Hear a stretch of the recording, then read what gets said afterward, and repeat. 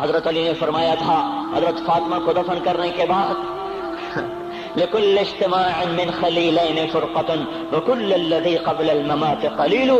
آج فاطمہ کو دفن کرنے کے بعد مجھ پر یہ بات کھل گئی ہے، کوئی کسی کا ساتھ نہیں دے سکتا، کوئی سدا سلامت نہیں رہ سکتے. ایسی حسین جوڑی بھی آج بکھر گئی. ایسا حسین جوڑا کوئی دنیا میں کہاں سے لائے گا؟ ایسا جمال کوئی کہاں سے لائے گا؟ ایسی جوڑی کوئی کہاں سے لائے گا؟ علی و فاطمہ کی جوڑی کوئی دکھائے تو صحیح، کوئی نبیوں کے بعد کوئی ایسی جوڑی بنی ہو. لیکن آج یہ جوڑی ٹوٹ گئی. 24 سال کی عمر میں فاطمہ جدائی دے گئی، 24 برس کی عمر میں جدائی دے کے جا رہی. ہاں لیکن بھائی ان کا تو مرنا بھی زندگی تھا.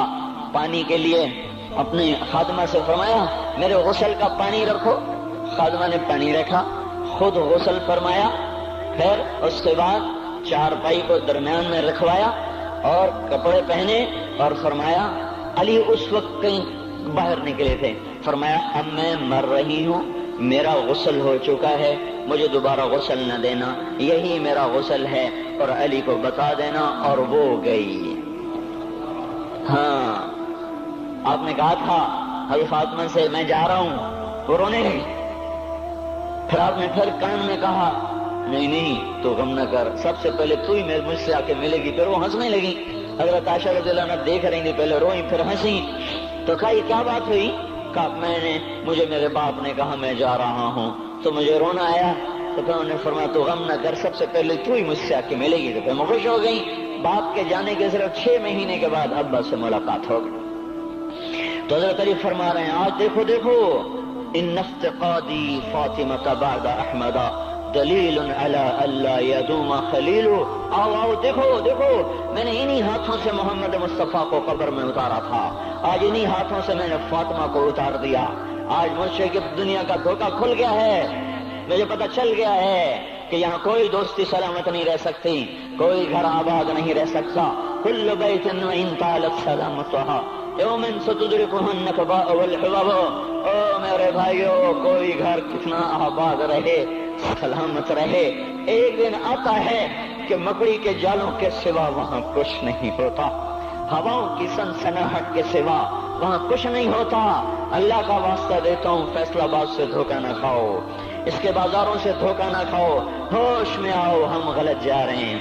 اور میرے بھائیو اگر مر کے اللہ کے پاس جانا ہے تو اس زندگی سے واپس آؤ، واپس آؤ. میں اللہ کا اس کے رسول کا واسطہ دیتا ہوں. اگر مر کے کہیں اور چلے جانا ہے، اگر مر کے اللہ کے پاس نہیں جانا یا اللہ کے رسول کا سامنا نہیں ہے، جو مرضی کرو. پھر ہم بھی چھوڑیں، اب ہمیں بھی کوئی سمجھاؤ. ہم کیوں بول بول کے گلے کی ایک ایک رگ میں درد اتار بیٹھے؟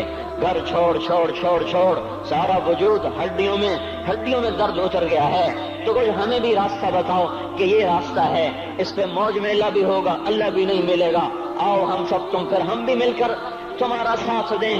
ہم کیوں ایسے کھاری اٹھائے ہوئے در در کی ٹھوکریں کھاتے پھر رہے ہیں؟ میرے بھائیو اور اگر ایسا کوئی راستہ نہیں ہے، اور میں بتا رہا ہوں کوئی نہیں ہے، کوئی نہیں ہے، کوئی نہیں ہے. میرے پاس کوئی مضمون نہیں بیان کرنے کو.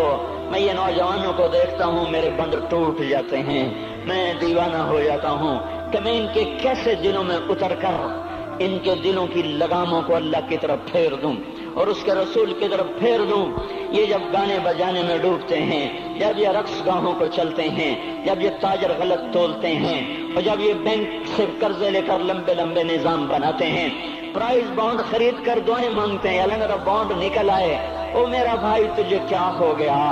تو جوئے پر دعائیں کر رہا ہے کہ یا اللہ میرا بانڈ نکال دے. میں کیسے ہوش میں لاؤں؟ میں تو خود مدہوش ہو چکا ہوں.